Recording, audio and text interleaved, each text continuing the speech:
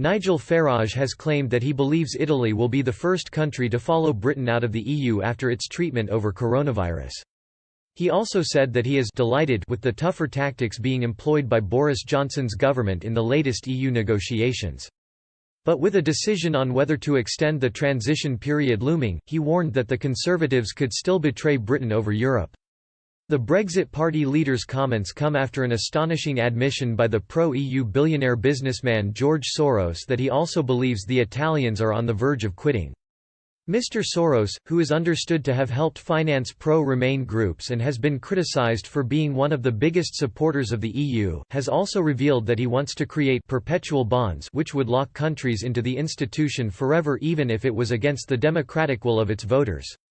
The coronavirus crisis has put the weakening EU under strain, and there is fury in Italy over the way it was abandoned by its European partners who refused to provide medical equipment or economic aid without Italy surrendering government functions to Brussels. In an interview with the Dutch newspaper De Telegraaf, Mr. Soros said, "I am particularly concerned about Italy. What would be left of Europe without Italy? Italy used to be the most pro-European country, Italians trusted Europe more than their own governments, and with good reason. But they were badly treated during the refugee crisis of 2015. The EU enforced the so-called Dublin regulations that put all the burden on the countries where refugees first landed and did not offer any financial burden sharing. That is when Italians decide to vote for Matteo Salvini's Lega and the Five-Star Movement in a landslide.